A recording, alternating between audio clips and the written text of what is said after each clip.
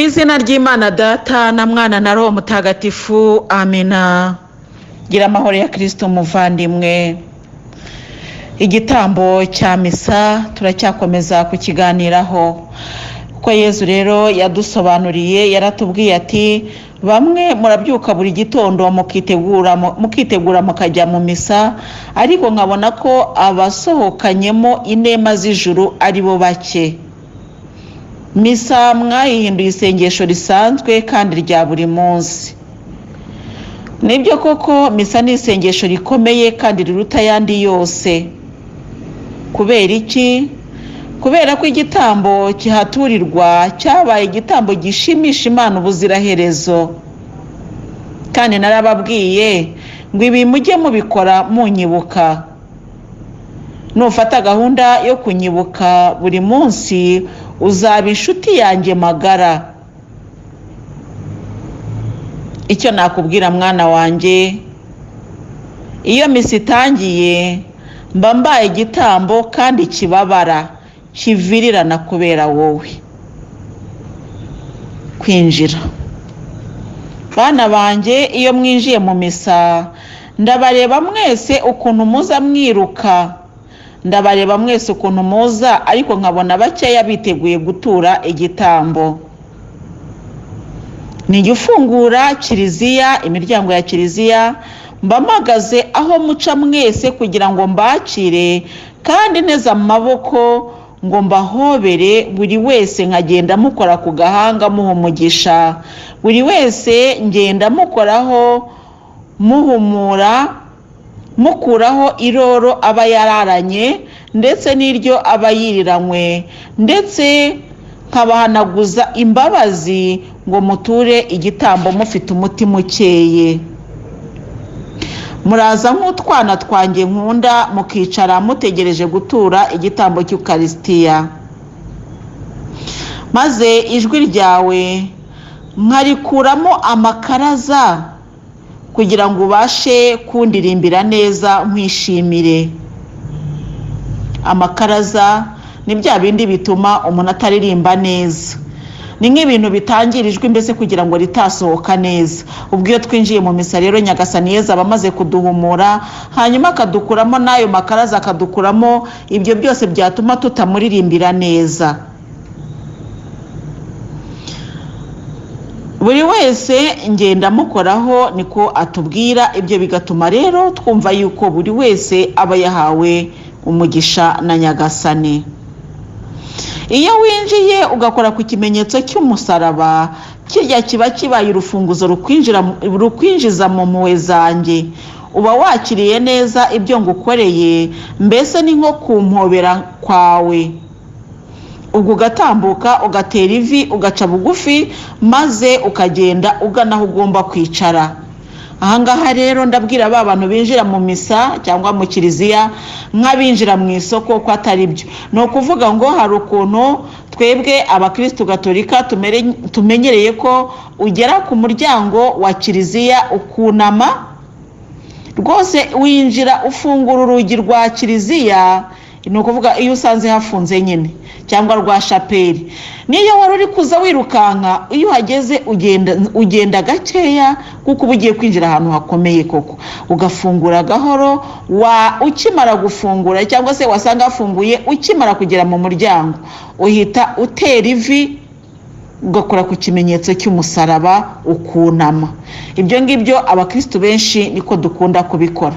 Yezu rero akatubwira ati ubwo nawe uba umpobeye, kuko ubunyeretse ko turi kumwe. Ubwitonzi bubaranga mwinjira mu kiliziya nibwo bwitonzi bugomba kubaranga mu batanyemera. Ntago mugomba kubugira mu kiliziya gusa, mugomba no kubugira n'ahandi hose. Burya bwitonzi nibwo umukiranutsi agomba kugira mu maso y'abatazi Imana, maze bagahera ku byo akora bagasingiza Imana yo mu ijuru.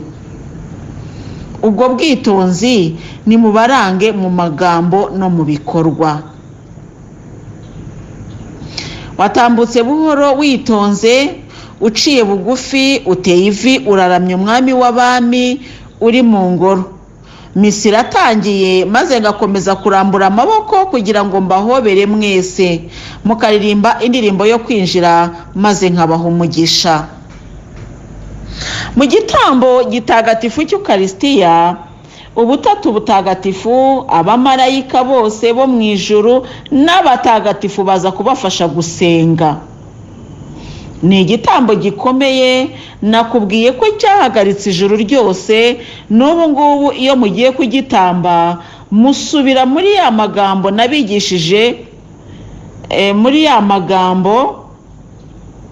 nabigishije, ijuru ryose rigahungabanywa n'umubavu uva mu kanwa kanyu bana banjye.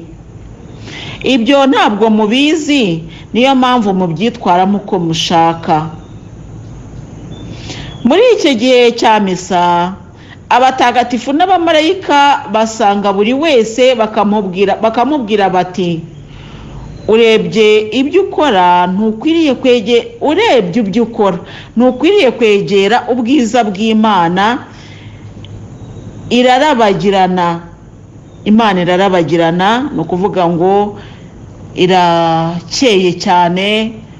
Mbese iyo bavuga ngo ikintu cyangwa umuntu ararabagirana, ni ukuvuga ngo atera ibishashi, mbese kubera gusa neza, hari niba ariko navuga. Ntukwiye, ubwo ndabitekereza kuri ya zahabu nyine ibitera ibishashi, iyo uyirebye ukuntu iba ikeye cyane, niko kurabagirana. Ubwo rero ndi gusobanura nk'abantu batazi Ikinyarwanda, kuko kurabagirana wenda ntago babisobanukirwa. Ntukwiriye rero kuyegera ngo usenge wumvwe. Kubera ibyo rero ca bugufi usaba imbabazi z'ibyaha wakoze. Ubwo n'abatagatifu n'abamarayika baba bakomeza kutuganira batwereka ububi bwacu, kuko Imana yicaye ku ntebe y'imbabazi. Nuko mugaca bugufi mukavuga isengesho ryo gusaba imbabazi z'ibyaha, ugatangira uti, nemereye imbere y'Imana ishobora byose n'imbere yanyu bavandimwe ko nacumuye rwose mu byo natekereje, mu byo navuze, mu byo nakoze no mu byo nirengagije gutunganya. Koko naracumuye rwose.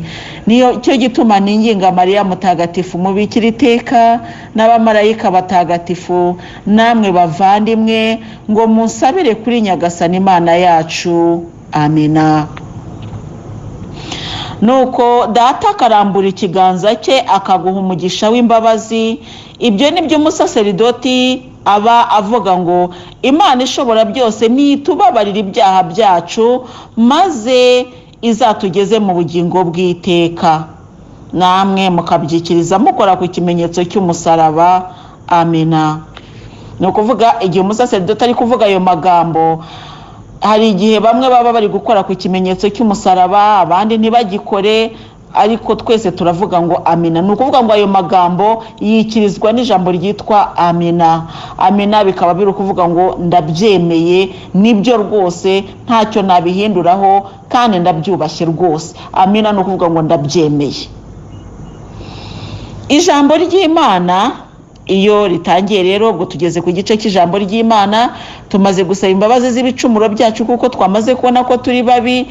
Hanyuma rero tugiye mu ijambo ry'Imana, hanyuma Nyagasani akavuga ati, ijambo ry'Imana rikaba riratangiye kugira ngo rirusheho kubasukura. Iyo usaba imbabazi z'ibyaha, Imana ibibona ko nabababariye maze nawe ikakubabarira. Ubabarirwa buri munsi. Iyo umaze gusaba imbabazi z'ibyaha, Imana irakubwira ngo, kubera ko nkubabariye, icara nkubwire icyo naguteguriye kukubwira uyu munsi. Ngiryo ijambo ry'Imana, ukaryumva, warangiza ukavuga uti, dushimiye Imana kuko yatugeneye ijambo muri iki gitondo, kandi akaba ari ijambo ry'urukundo tutabikwiriye. Ntimuba mukwiriye kuvugana n'Imana, ariko yemera kuvugana namwe kubera ko muba mwamaze gusaba imbabazi z'ibyaha, kandi koko nanjye ndi kubabara hamwe namwe. Mwarangiza Imana ikambwira iti, ese iri jambo baryumvise? ntiwoya dawe bumva bigoranye. Data akambwira ati ongeraho ibyo wababwiye igihe mwari kumwe nabo, ndebe ko byababagayura kurushaho. Kubagayura rero ni nko kurushaho kurushaho kudusobanurira kurushaho, byarushaho kutumurikira kurushaho. Ngiyi ivanjiri rero. Ntabwo muzi itandukanirizo riri hagati y'isomo n'ivanjiri. Ndashaka kubahugura abana banjye. Isomo riva mu gitabo icyo ari cyo cyose, cyaba ikiragano cya kera cyangwa se ikiragano gishya, bitewe n'icyo Imana yashatse kukubwira uwo munsi, kuko Bibiliya yose ibereyeho wowe. Na ivanjiri iyo iva muri ba banditsi bane b'amavanjiri, aribo bagiye bavuga ibyo nakoze byose, ibyo navuze byose, bagasubira mu magambo navuze yose, maze bakayagushyikiriza. Ngiryo itandukanirizo riri hagati y'isomo n'ivanjiri. Abo banditsi ni Matayo, Mariko, Luka na Yohane. Ivanjiri ni amagambo navuze, ni ibikorwa nakoze, kandi byose ni ubuhamya bw'ijuru, maze rya jambo naryo rikabasesekaraho. Icyo gihe ijambo rihabwa Roho Mutagatifu, akaguhagarara imbere mu ishusho y'umusaseridoti, agatangira kukwigisha ngo ndebe ko hari icyo watahana. Bakakwigisha. Burya rero inyigisho umusaseridoti aguha ntabwo ari iye, kabone n'iyo yayigoreka azabyibarizwa ku giti cye, kuko hari n'abana banga kumvira ijuru. Ni ukuvuga rero ahangaha abantu benshi babona umusaseridoti ahagaze imbere atangiye gusoma ivanjiri no kuyisobanura cyangwa kuyigisha, bagatekereza yuko mbese ari umusaseridoti uri aho ngaho. Umusaseridoti mu gihe cy'igitambo cy'Ukarisitiya mbese ari uhagarariye Kristo. Haleluya. Nari mbuzi ko mbivuga nari umuhagararira cyangwa umusigarira wa Kristo bwe, ariko ni Roho Mutagatifu buri kumukoresha kugira ngo yiyigishirize itorero ry'Imana, ari ryo riba rimwicaye imbere. Amaze kukwigisha, umaze gusobanukirwa, Data yakubwiye ntiwamubona, ngusubiriyemo ntiwasobanukirwa, ntiwambona, none Roho w'Imana akubwiriye mu munwa w'umuntu ureba. Warangiza uti aravuga rinde? Si padiri runaka uzwi ku ngesi iyi n'iyi? Yakwigisha se ibyo akwiye ko nawe byamuyobeye? Ugatangira gupinga Roho Mutagatifu uri kumukoresha, nyamara ariko inyungu iba ari iyawe. Bigufitiye akamaro gutega amatwi inyigisho padiri ari gutanga, kuko uriya musaseridoti aba ahagarariye Kristo bwe. Umusaseridoti ati, ese ibyo Roho w'Imana twigishije murumva bitadufitiye akamaro? Birakwiriye ko tuba abana beza, tukavugurura amasezerano yacu n'Imana. None rero cyo nimuhaguruke twamamaza ukwemera kwacu. Icyo gihe rero abamarayika n'abatagatifu bahita bahaguruka kugira ngo bagufashe guhanagura ibyo wangije mu masezerano yawe. Ubwo baba bakomeye kandi bafashe igitambo gikomeye, bahagaze ahantu hakomeye kugira ngo hatagira ikintu cyaba nk'urukuta kikagutandukanya n'Imana, bikaba byatuma itakumva. Iyo wamamaza ukwemera kwawe, uvugurura amasezerano yawe n'Imana, nayo igategeka. Abamarayika bakabumbura igitabo wanditsemo, kugira ngo imbere y'izina ryawe hashyirwe ikimenyetso. Ibyo birakaza shitani, bigatuma ikomeza kurwana intambara yo kukurangaza kugira ngo wamburwe ayo mahirwe. Niyo mpamvu itegeka abatagatifu kuza kugufasha kwamamaza ukwemera kwawe. warangiza bakakubwira bati ariko rero ntibihagije. Ubwo wagiriwe ubuntu bwo kwinjira mu Mana, injizamo n'abadashaka kwinjira. Ngiryo isengesho ry'ibisabisho. Muri icyo gihe burya buri wese aba yemerewe gusabira abo ashaka kandi bagakira. Muvandimwe mwiza, misa kugeza aha ngaha turamara kumva yuko atari isengesho ry'umuntu ku giti cye, ahubwo ari isengesho ryawe, ariko kandi usabira n'abandi. Tumaze kubona kandi ko kugeza aha ngaha kuri iki gice tumaze gusoma, twumvise ko misa atari rya sengesho ryoroshye, ntabwo ari nka rya sengesho watura uri kugenda mu muhanda, ntabwo ari nka rya sengesho watura urangaye, ahubwo ni isengesho ribera mu butungane, kuko riba ririmo igitambo kizima cyacunguye isi. Haleluya! Muvandimwe mwiza rero, ibyo ngibyo ujye ubizirikana kenshi. Tugiye rero kureba igihe cyo gutura. Nyagasani Yezu arakomeza kutwigishiriza, aravuga ati iyo isengesho ry'ibisabisho rirangiye hakurikiraho igihe gikomeye. Yabisubiyemo inshuro enye. Igihe gikomeye cyane cyo gutura igitambo cy'Ukaristiya. Icyo gihe mutura ibyo mutunze mubihereza Data, mubinyujije mu bubabare bwashegeshe ku musaraba. Ibyo mutunze si ibyanyu, mukwiriye gushimira uwabibahaye, ariko muhereye ku mitima yanyu. Icyo gihe icyitwa inyota kirashira, icyitwa inzara kikayoyoka, kuko Imana ifungura ibigega byo mu ijuru, maze bigasesekaza umugisha ku byatuwe byose.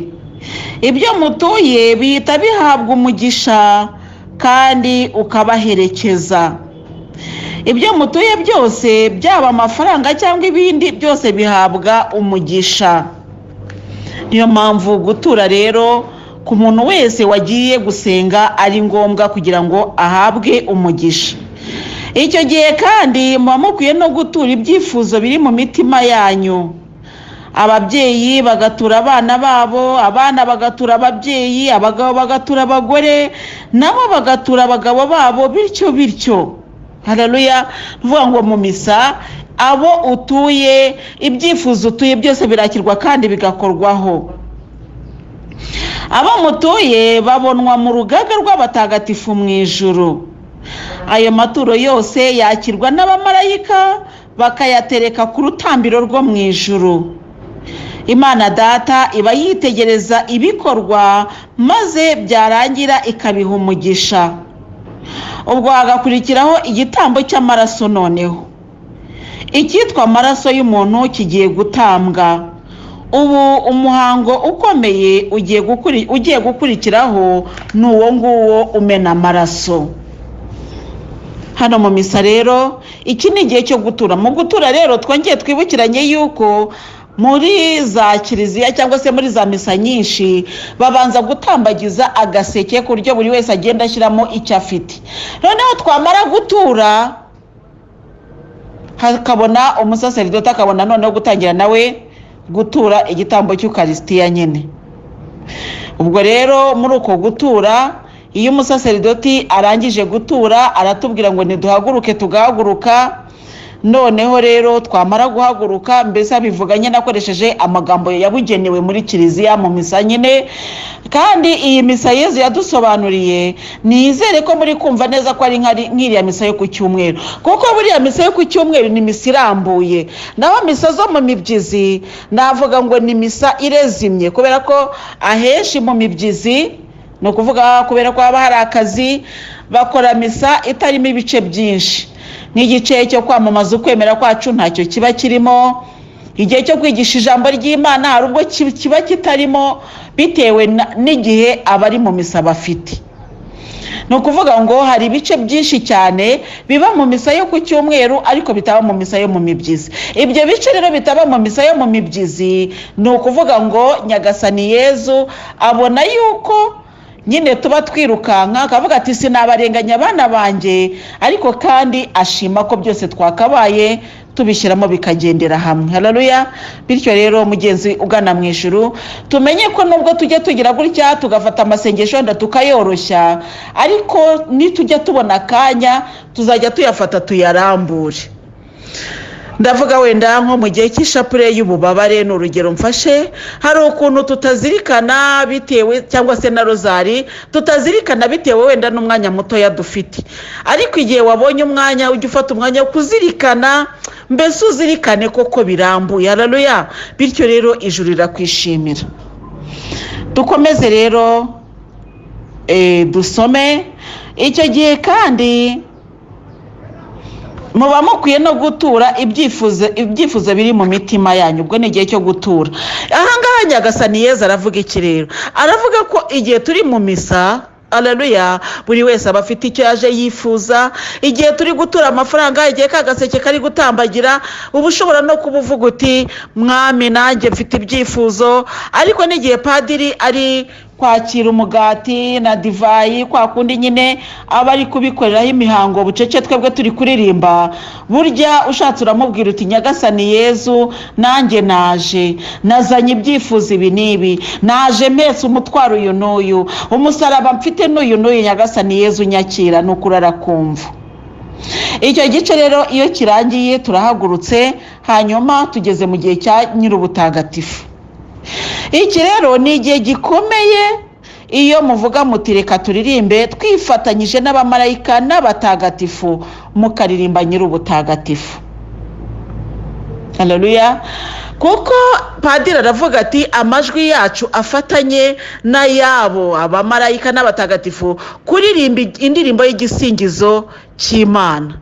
Ubwo rero tukaririmba nyir'ubutagatifu. Urumva rero ntago tuba tukiririmba twebwe nk'abantu. Iyi nyir'ubutagatifu itandukanye na ya ndirimbo turirimba twinjira mu misa, itandukanye na ya ndirimbo turirimba nyuma y'isomo, ikaba itandukanye na za ndirimbo zindi, kuko turavuga tuti Imana nyine iduha abamarayika n'abatagatifu, urugaga rw'abatagatifu n'abamarayika twifatanyije, maze turirimbe indirimbo y'igisingizo cy'Imana.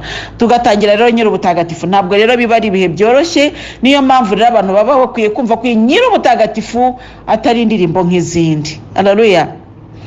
Twifatanyije n'abamarayika n'abatagatifu, urugaga rw'abamarayika, mbese bose n'abatagatifu aho bari hose mu ijuru, baba bose bari muri gahunda imwe. Ni ukuvuga ngo igitambo giturirwa ku isi gituma abamarayika n'abatagatifu bose baza bakifatanya natwe. Ntabwo rero tuba tukiri abantu basanzwe, ahubwo tuba turi abantu bahindutse rwose, bagiye gufatanya isengesho n'iry'abamarayika. Ntabwo ari ibintu rero abantu bakwiriye kureba ngo bavuge ngo urumva ngo nagiye mu misango ndakariye runaka, ngo rwose ngo ngewe nkomeza no kumurakarira, kandi waririmbye nyir'ubutagatifu. Iyi ni indirimbo ikomeye. Nyagasani Yezu ati ese mwumva bimeze gute? Mwumva ari amagambo yarahimbwe nande? Kugira ngo ababwire ngo twifatanye n'abamarayika n'abatagatifu turirimbe igisingizo cyawe. Mwumva ari nde wabihimbye? Mwumva ari nde wabishyizeho? Ninde watekereje atyo? Ngo nyir'ubutagatifu, nyir'ubutagatifu, nyir'ubutagatifu. Abamarayika bakavugiriza inzogera icyarimwe. Mu ijuru rero hari inzogera imwe ikomeye ivuzwa igihe cy'igitambo kigeze cyo ku musaraba. Iyo nzogera igihe igitambo gitangiye guturwa iravuga, ikavuga cyane, kuko iba ikangura imibiri y'abari ikuzimu, ibabwira ngo mwanze gupfukamira umwana w'Imana, ariko afite icyubahiro. Hari umumarayika ushinzwe kuyivuza. Indirimbo z'abamarayika ziza kwifatanya namwe muri nyir'ubutagatifu, maze data agahaguruka kugira ngo mumuhereze yishimye. Haleluya. Nyir'ubutagatifu rero ni indirimbo iri mu gitabo cy'ibyahishuwe. ni ukuvuga rero ngo ni amagambo akomeye cyane. Nyir'ubutagatifu nyir'ubutagatifu nyir'ubutagatifu ni Nyagasani Imana, umutegetsi w'ingabo. Nyir'ubutagatifu rero mugenzi ugana mu ijuru, wajya kuyiririmba uri mu misa ugatekereza ko ari indirimbo nk'izindi, avuga uti reka nyiririmba, ariko ntabwo ari indirimbo nk'izindi, kandi urabyumva n'ibisobanuro Nyagasani Yezu yaduhaye birakumvisha ko atari indirimbo nk'izindi. Nyagasani Yezu ati iyi ndirimbo irakomeye kuko iririmbwa n'abamarayika bo mu ijuru, mwe muba muyisubiramo mufatanyije nabo, kandi mu byaha byanyu Imana ikabakunda kandi ikabihanganira. Iyo muyiririmbye Data arishima maze akabaha umugisha, kuko uri nyir'ubutagatifu Nyagasani, ukaba n'isoko y'ubutungane bwose. Haleluya, amena. Koko uri nyir'ubutagatifu Nyagasani, niko umusaseridoti ahita avuga iyo turangije nyir'ubutagatifu, kuko uri nyir'ubutagatifu Nyagasani kandi ukaba n'isoko y'ubutungane bwose. Ubwo rero bagatangira, turagusabye rero ngo usesekaze roho wawe kuri aya maturo, ubwo bagakomeza noneho tukinjira muri consécration. Nuvuga ngo hari igihe cyo gutura igitambo, tunatura ibyifuzo byacu, tunatura umugati na divayi. Wa mugati na divayi bihagarariye ibyifuzo byacu, bihagarariye mbese gutura ni ukuvuga gutanga, guha umuntu. Ni ukuvuga ngo twebwe twajyanye ibyifuzo byacu tugiye kubimutura. Haleluya. Noneho nawe rero arabyakiriye, aje noneho kwifatanya natwe mu gihe gikomeye cyane cya consécration. Iki gihe cya consécration rero ni igihe gikomeye, tugiye kugisoma.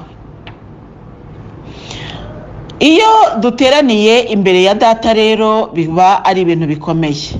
Duteraniye imbere yawe twifatanyije na Kiliziya y'isi yose, ni ukuvuga ko Imana ibireba abakristo b'isi yose mu gitambo gitagatifu. Ntukibeshye kuzisengera wenyine, kuko Imana ibikubona uri kumwe n'abandi bavandimwe bawe, ndetse cyane cyane na ba bandi wita abanzi bawe. Imana se kwitavangura, uzabigenza ute ko udashaka gukunda mugenzi wawe? Ntabwo byoroshye rero. Abantu benshi iyo tuvuga ngo twifatanyije na Kiliziya y'isi yose, mbese ubwo ni ukuvuga ngo ni isengesho ribaye mu bumwe bw'abari aho ngaho nyine muri iyo misa, ariko n'abandi bahandi. Kiliziya y'isi yose rero, Kiliziya y'isi yose rero yose, hari ababa bari gusenga kuri ayo masaha, hari ababa barangije, ariko Kiliziya y'isi yose bivuga abagenzi bagana mu ijuru, mbese abavandimwe, ababatijwe bose. Niyo Kiliziya ikiri mu rugendo.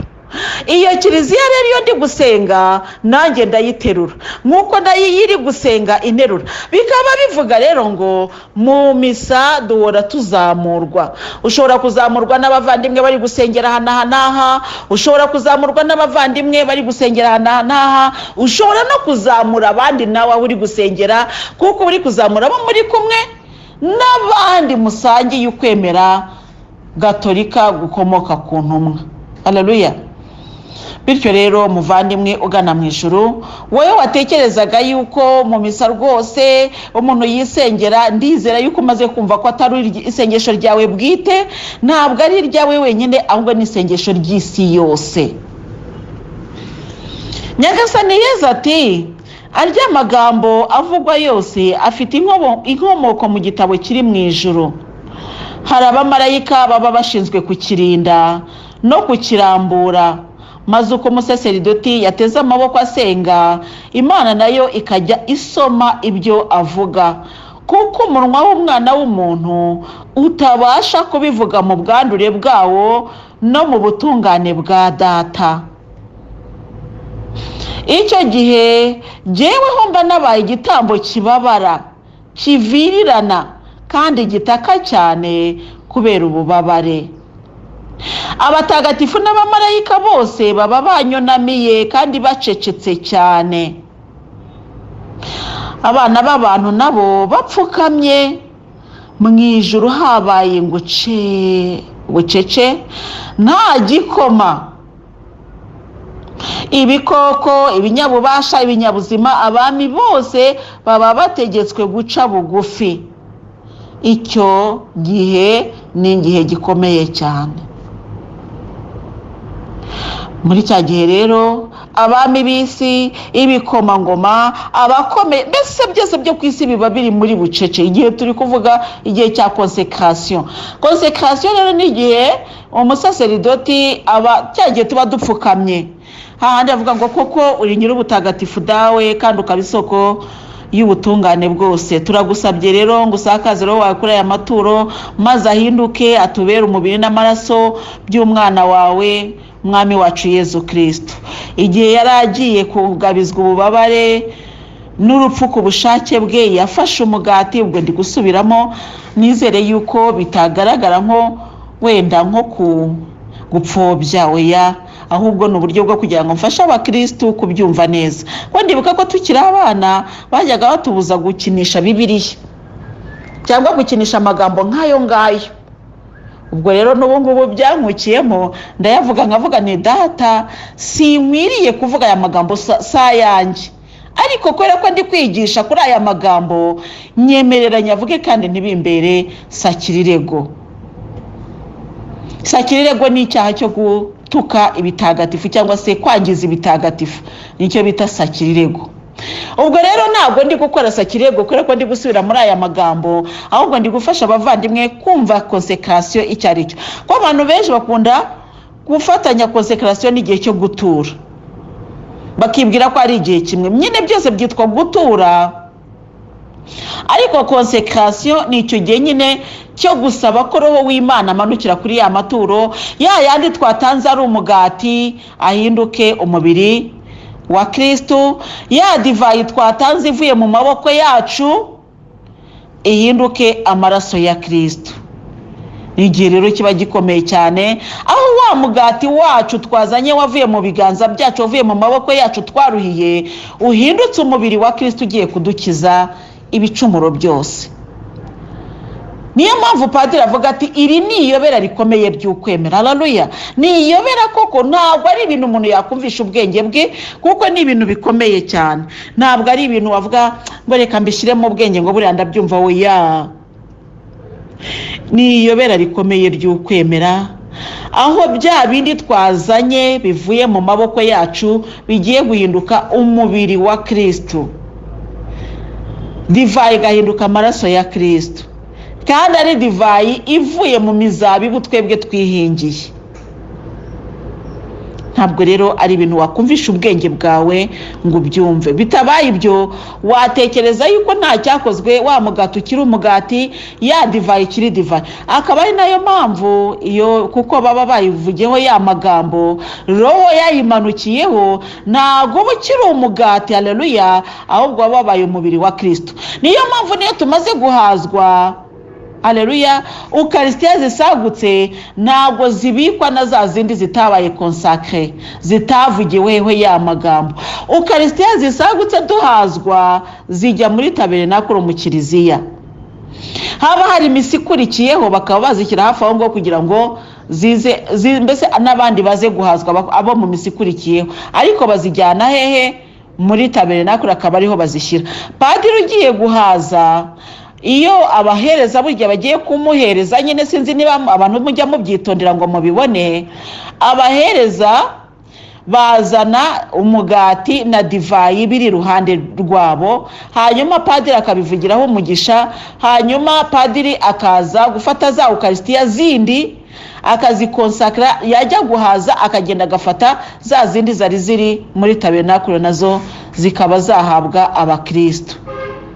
Haleluya. Ndizera yuko tubizi, kandi uko tusanzwe tujya mu misa tusanzwe tubyubahiriza. Bityo rero ndagira ngo nkubwire ko ukarisitiya zisagutse ku meza ntabwo zisubizwa muri za zindi zitaravugirwaho ya magambo. Izitaravugirwaho ya magambo ziba zikiri buryo ziba zikiri umugati. Ndibuka ko najyaga njya ahantu bazikora, hari ahantu bazikora nyine, iyo uhageze nyine zikiraho bazikorera, bashobora kuguha ukarya rwose, bahita muri boulangerie. muri boulangerie nyine ushaka kujyamo bakagukarya nta kibazo. Ariko iyo zivuye hariya zikagera mu sakristiya n'ahantu bazibika nyine bisanzwe, icyo gihe ziba zikiri umugati. N'abahereza bashobora kuziba kimwe, ntabwo nigeze nziba ziri aho ngaho, ariko abahereza ari abo nzibajyaga baziba ziri mu sakristiya, ushobora gufataho imwe ukayirya nta cyaha uba ukoze.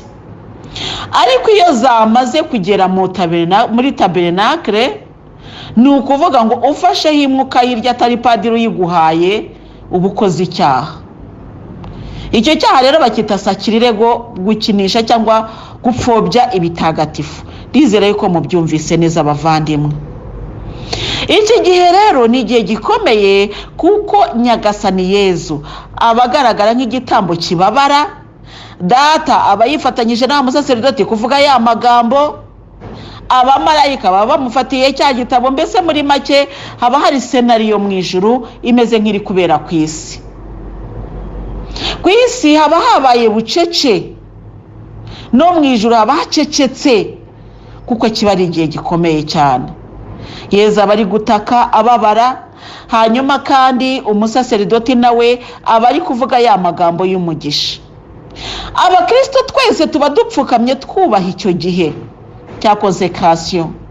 Nta kindi kintu kivugwa icyo gihe uretse amashyi dushobora gukomera Yezu, cyangwa se indirimbo ituje bashobora gutera muri icyo gihe nyine cya konsekrasiyo, cyangwa se amashyi, cyangwa ako karirimbo gatuje. Ariko tuba twunama twubashye umwami w'amahoro wababariye ku musaraba. Niyo mpamvu wenda abantu batari abagatolika kenshi kiriya gihe ntibagisobanukirwa impamvu twunama, impamvu dupfukama, ndetse bamwe uretse n'abatari abagatolika n'abakristo gatolika benshi ntibabisobanukirwa. Akaba ariyo mpamvu abenshi usanga nyine ntacyo bibabwiye, igihe abandi bapfukamye undi akaba yiyicariye, cyangwa se konsekrasiyo ikaba abantu bahagaze. Buriya kiriya ni igihe gikomeye cyane, ni nacyo gihe Yezu akunda kumbwiramo amakuru menshi y'ijuru. Kirya gihe cyo gupfukama, inzogera zivuga hamwe na hamwe, abafite ingoma zivuga muri icyo gihe. Mbese kiba ari igihe gikomeye. Inzogera, ingoma, amashyi, akaririmbo gatuje, mbese biba ari ibintu bituje. Haleluya! Tuba twageze mu isengesho rituje. Amina. Kandi twifatanyije na Data, Roho Mutagatifu aba ahari, Yezu aba ari kubabarira ku musaraba, abamarayika n'abatagatifu baba bahari, natwe abari muri kiliziya ikiri mu rugendo hano ku isi tuba twifatanyije n'abandi, n'imbaga y'abatagatifu n'abamarayika bo mu ijuru. Kiba ari igihe gikomeye muvandi. Birashoboka ko wajya gutekereza ko misa ari akantu, iyi ni isengesho, reka njya mu misa ndaje. Nyamara ujye utekereza ko iyo misa upfobya ujyamo se ugiye kurata imyenda, ibyo byose biyiberamo. Muvandimwe mwiza rero, ntabwo ari igihe cyo kugira ngo tujye kwirata, ntabwo ari igihe cyo kugira ngo tujye gukurura inzika n'inabi, ntabwo ari igihe cyo kugira ngo tujye kurega abantu abaduhemukiye, ahubwo ni igihe cyo gusaba imbaraga zo kubabarira. Nk'uko twababariwe natwe tubabarira abandi. Imana ikomeze kuduha umugisha rero bavandimwe. Ndumva bidakwiriye ko nkomeza gukora audio ndende, kuko ntabwo byaba ari byiza, ngo mba mwiriye gukora ngufi tugakomeza, kuko n'ubundi iki gihe cya konsekrasiyo ntabwo twakirangiza none ahangaha, ahubwo ngiye kubabwira ni ejo ni isengesho, hanyuma ku wa gatanu tuzakomeza nyine musobanurire uko Nyagasani yayidusobanuriye. Humura, ni kugeza abakristo basohotse mu misa batashye. Urumva rero ni igihe abantu bakwiriye kwitondera. Rya sengesho rero wajya gukora mu buryo ubyumva, ukarijyamo uko ubyumva, wanavayo wenda ugahitira kwa mupfumu simbizi, cyangwa se ugahitira mu kabari kujya kwinywera. Ibyo byose tuzagenda twumva ububi bwabyo, tuzagenda twumva uburyo ubugambanira Yezu. Wamuhawe, urangije ujya kwereka shitani ko burya wa Yezu wahawe cya gitambo cy'Ukaristiya cyatuwe burya cyari impfabusa. Ni nko kubwira shitani ngo yangwa wigira ubwoberega, ngo twebwe nubwo tuba twahagaze ngo mu rugaga rw'abamarayika n'abatagatifu, ngo ariko turacyagukunda. Niko bogiye kubwira shitani. Mwerega Yezu nubwo agaragara nk'igitambo kibabarangwa ariko ngo twebwe tuzi ko ntacyo bitubwiye. Data ndacyakwikundira. Ubagiye kubwira shitani ngo data ndacyakwikundira, ibaze kuva mu misa ugiye kubwira shitani ngo ndacyagukunda. Warangiza bati twamamaza ukwemera kwacu ngo naze shitani, ngo nibyo dushukisha byose, ngo byose ndabyanze. Urayanze kandi ari wowe uri kujya kwa mupfumu. Nta muntu, nongere mbisubiremo ahangaha, wagiye mu gitambo cy'Ukaristiya wakabaye ajya kwa mupfumu. Erega inzira nebyiri bavandimwe tugomba kubimenya. Hari iyo kwa mupfumu hakaba niyo ku Mana. Niba uri uwa Kristo, aleluya, kora ibyo kwa Kristo. Niba uri uwa mupfumu, jya kwa mupfumu ariko wivanga bibiri cyarimwe, kuko nakaga gakomeye. Muvandimwe mwiza rero uri mu rugendo rugana mu ijuru, ngira ngo usobanukiwe ko igihe cyo gutura gitandukanye n'igihe cya consecration, kandi wumvise imbaraga ziri muri ibi bihe tumaze kuvuga. Ijambo ry'Imana twamaze kuritura, ariko kandi turangije ijambo ry'Imana dukomeza kugenda nyine twegera mu bihe bindi bikurikiyeho, kuko n'isengesho riba rigomba gukomeza. Muvandimwe mwiza rero urabyumvise. Yezu akomeze kukugira neza, akomeze kuguha umugisha. Yezu akomeze kukwambika igitinyiro cye, umutinye. Haleluya. Mu bisingizo bya Roho Mutagatifu, mu ngabire za Roho Mutagatifu harimo ingabire y'igitinyiro cya Nyagasani. Haleluya. Ndasaba rero buri wese kugira ngo agire igitinyiro cya Nyagasani. Gutinya Imana bivuga ngo nzemera mbabarire ku Mana, naho nagaragara nk'uri kugaragurika, nzemera mpfire ku Mana ariko ntacyo nzaba. Haleluya. Ndashima Yezu rero akomeje kuturinda no kudutabara, kuko ari mu ruhande rwacu. Tuzajya duca mu bikomeye ariko ntacyo tuzaba mu izina rya Yezu. Imana iduhe umugisha, ku izina ry'Imana Data na Mwana na Roho Mutagatifu. Amina.